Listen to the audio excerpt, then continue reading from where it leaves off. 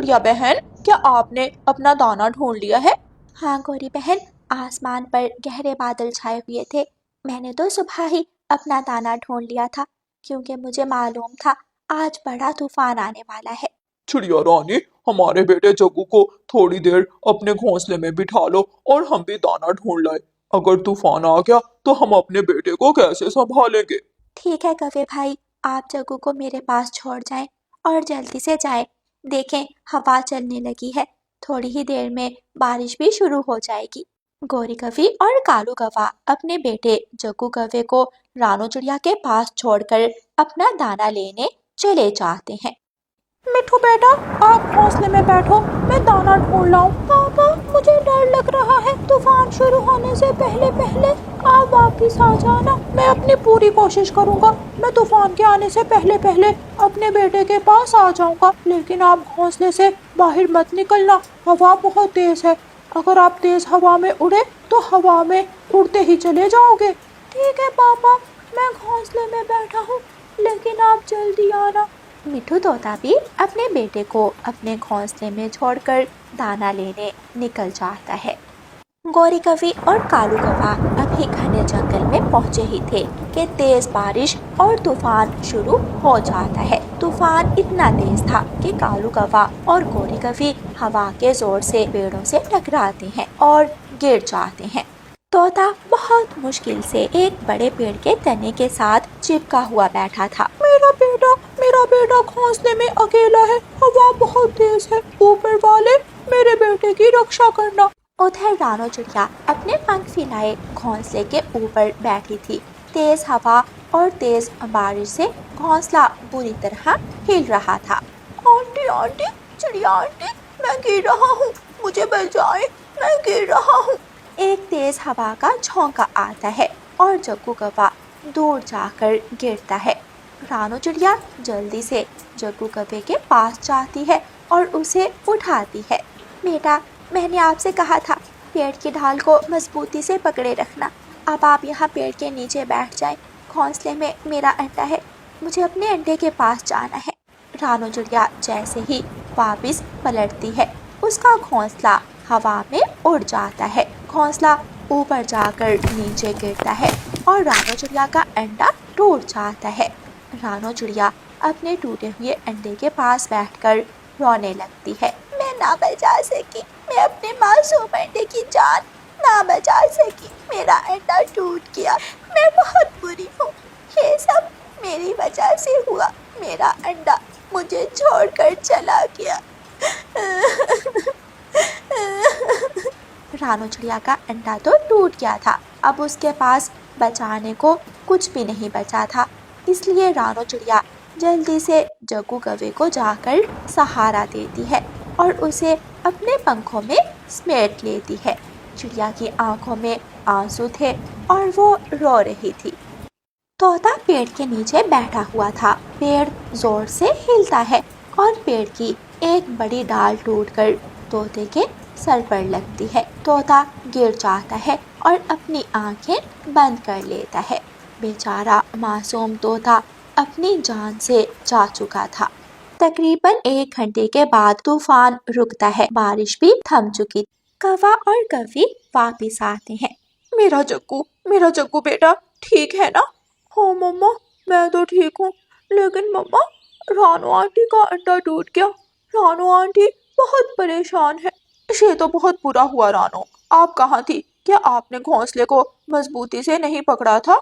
मैंने बहुत कोशिश की, मैं घोंसले के ऊपर बैठी हुई थी, लेकिन जग्गू बेटा हवा से नीचे गिर गया।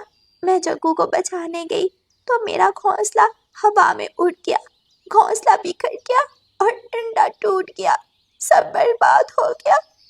गौरी, सब बर्बाद हो गया। रानू चिड़िया फूट फूट कर रोने लगती है। सब्र करो रानू चिड़िया, हौसला रखो।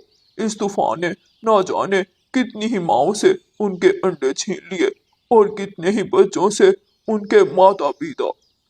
जब शाम तक छोटे मिठू का पापा लौटकर घर नहीं आता तो छोटा मिठू रोने लगता है। पापा, आपने तो मुझसे वादा किया था आप जल्द लौट कर आएंगे, लेकिन अब तो रात होने वाली है, मुझे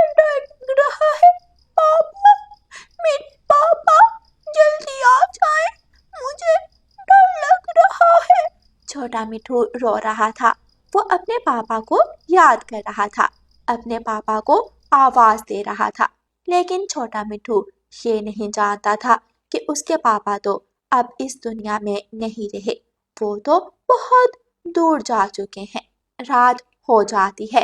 अंधेरा बढ़ते ही छोटे मिठू का डर और भी बढ़ जाता है। रानू चिड़िया अभी तक अपने टूटे हुए अंडे के पास बैठी थी और रोए जा रही थी। रानू चिड़िया के कानों में रोते हुए छोटे मिठू की आवाज पड़ती है। ये कौन रो रहा है? शायद कोई छोटा पक्षी है, मैं जाकर देखती हूँ। भौचल दिल के साथ रानू चिड़िया उड़ती है और इधर उधर देखने लगती है। आवाज के पीछे पीछे रानू चिड़िया छोटे मिठू तक पहुंच जाती है। बेटा, क्या हुआ? आप क्यों रो रहे हो? मिठू कहाँ है? आंटी, तूफान शुरू होने से पहले मेरे पापा दाना लेने गए थे। पापा ने वादा किया था कि वो जल्द लौट कर आएंगे, लेकिन मेरे पापा अभी तक लौट कर नहीं आए। ये सुनते ही रानू चिड़िया समझ जाती है कि मिठू जरूर किसी बड़ी मुश्किल में फंस गया होगा। बेटा, चुप कर जाओ, मेरा भी अंडा टूट गया है। कुछ ही दिनों बाद मेरे अंडे से मेरा बच्चा निकलने वाला था। मैं आपके पास बैठती हूँ, चिंता ना करो, मैं आपकी रक्षा करूंगी। रानू चिड़िया तोते के घोंसले में बैठ जाती है और छोटे मिठू को अपने पंखों में छुपा लेती है। लंबी रात गुजर जाती है। जैसे ही सुबह होती है तो कबूतर जल्दी से उड़ता हुआ कालू कौवे के पास आता है और कालू कौवे से कहता है, कालू, मैं अभी घने जंगल में गया था। मैंने वहां देखा मिठू तोता पेड़ के नीचे मरा पड़ा था। कबूतर रोने लगता है और कालू कौवा भी कबूतर की बात सुनकर फूट फूट कर रोने लगता है। कालू, छोटे मिठू का क्या होगा? वो बेचारा तो अभी बहुत छोटा है, उसे कौन पालेगा? बिना बाप के जीना बहुत मुश्किल है, वो कैसे जी पाएगा? रानू चिड़िया एक मीठा फल ढूंढती है। तभी वहाँ गोरी कौवी आती है और रानू चिड़िया को बताती है, चिड़िया बहन, मिठू अब इस जंगल में नहीं रहा।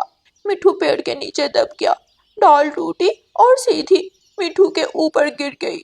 ये तो बहुत बुरा हुआ। मिठू का बेटा बहुत रो रहा है, मैं कैसे बताऊंगी उसे? वो तो रात से पापा पापा पुकार रहा है। चिड़िया बहन, आपका अंडा टूट गया और छोटे मिठू के पिताजी मर गए। चिड़िया बहन, आप छोटे मिठू के घोंसले में ही रहना और छोटे मिठू का ख्याल रखना। ऐसे छोटे मिठू को माँ का प्यार मिल जाएगा और आपको भी जीने का सहारा। हाँ गोरी, शायद ऊपर वाले को यही स्वीकार था। मेरा अंडा टूट गया, मेरे पास करने को कुछ भी नहीं है। मैं माँ का प्यार दूंगी, मैं छोटे मिठू को कोई दुख नहीं आने दूंगी। फिर रानू चिड़िया मीठा फल ले जाती है और छोटे मिठू को मीठा फल खिलाती है। बेटा, चुप कर जाओ, आपके पापा कभी लौट कर नहीं आएंगे और ना ही कभी मेरा अंडा। मैं आपको माँ का प्यार दूंगी और आप ही मेरे बेटे हो। प्यारे दोस्तों, ऐसे रानू चिड़िया छोटे मिठू का पालन पोषण करती है। रानू चिड़िया का दुख कभी कम होने वाला नहीं था, लेकिन उसे जीने का सहारा मिल जाता है। और प्यारे दोस्तों, इस कहानी को लाइक, अपने दोस्तों के साथ शेयर और चैनल को सब्सक्राइब करना बिल्कुल मत भूलना। आपका धन्यवाद।